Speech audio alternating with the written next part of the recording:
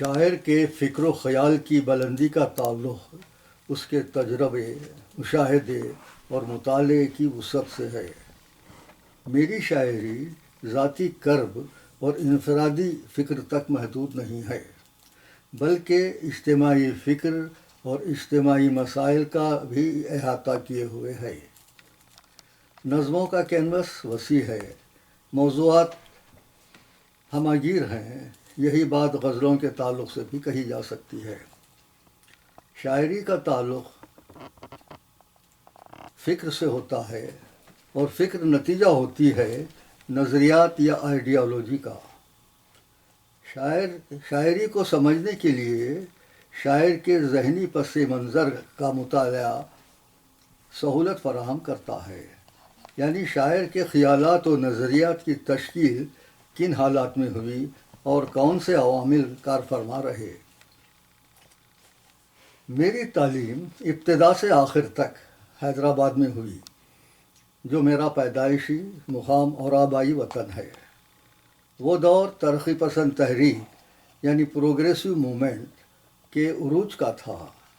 اس تحریک کا ایک سیاسی اور انقلابی شعور تھا۔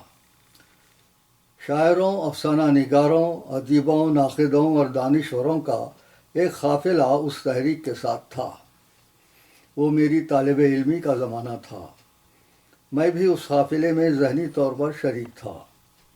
بحث و مباحثے سنتا رہا اور حصہ بھی لیتا رہا۔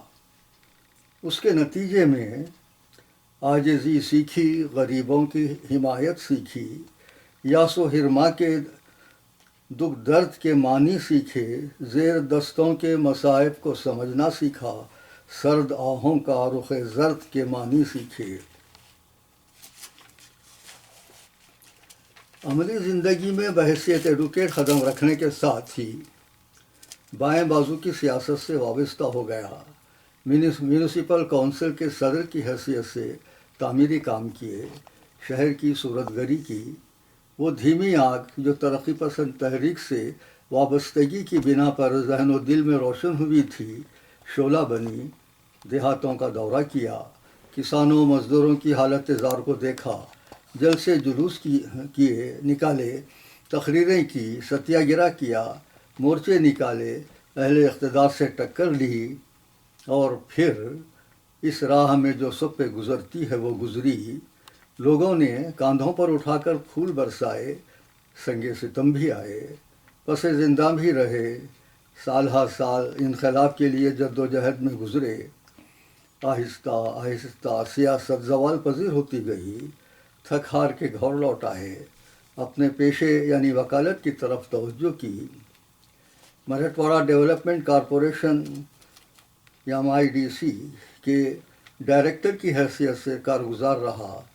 اس کے ساتھ مہاراشٹر ریونیو ٹریبیونل کے جج کی حیثیت سے انتخاب عمل میں آیا اور اس کے صدر کی حیثیت سے بمبئی سے سبکدوش ہوا۔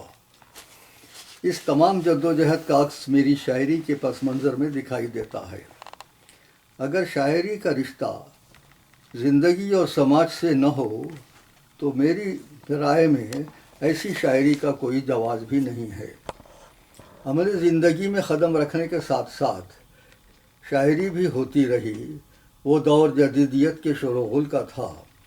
ترقی پسند نقطہ نظر کے برخلاف جدیدیت نے انفرادیت اور زندگی کی لا یعنیت وغیرہ کو موضوع سخن بنایا۔ تجریدی تکنیک اختیار کر کے تخلیقات کو ناقابل فہم بنا دیا۔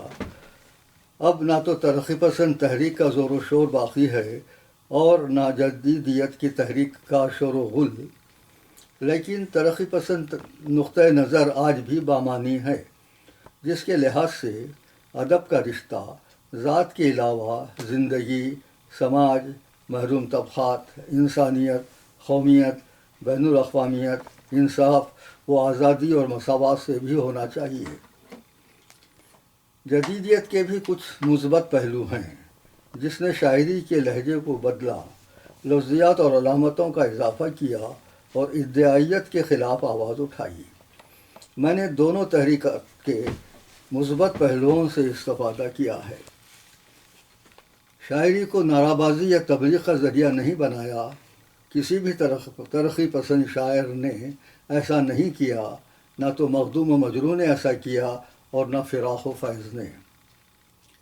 تکنیکی حد تک میں نے نظموں کے لیے آزاد فارم فری ورس کی حیت اختیار کی ہے، لیکن عروضی آہنگ کا خیال رکھا ہے۔ میری نظمیں اپنی الگ پہچان بناتی ہیں۔ نظموں میں کوئی نہ کوئی سماجی یا نفسیاتی مسئلہ بھی پوشیدہ ہوتا ہے۔ بعض نظمیں مکالموں کی شکل میں ہیں تو بعض میں کہانی کا انداز ہے، کہیں کہیں مونتاج کی تکنیک بھی نظر آئے گی، اور خود کلامی اور طنز بھی۔ موضوعات مختلف اور متفرق ہیں۔ واردات، حادثات، واقعات، فسادات، قومی یا بین الاقوامی سانحات وغیرہ پر بھی میری نظمیں ہیں۔ کوئی حساس شاعر اپنے عہد کے حالات اور تقاضوں سے بے خبر نہیں رہ سکتا۔ میری نظموں کا انداز بیانیہ نہیں ہے، بلکہ ان سے پیدا ہونے والے احساس کا اظہار ہے۔ نظموں کے خد و خال واضح ہوتے ہیں، ابہام ہوتا ہے لیکن بے معنی نہیں۔ رد عمل ہمیشہ ریشنل اور سیکولر رہتا ہے۔ غزلوں میں بھی میں نے روایت سے یکسر انحراف نہیں کیا ہے اور نہ انہیں دہرایا ہے۔ غزل کے تہذیبی مزاج کو برقرار رکھتے ہوئے ایمائیت اور رمزیت کے ساتھ عصری مصالحات کو پیش کرنے کی کوشش کی ہے۔ غزل کے موضوعات معاملات حسن و عشق تک محدود نہیں ہیں، واردات دل کے ساتھ آج کی زندگی کے ہمہ جہت مسائل بھی ہیں۔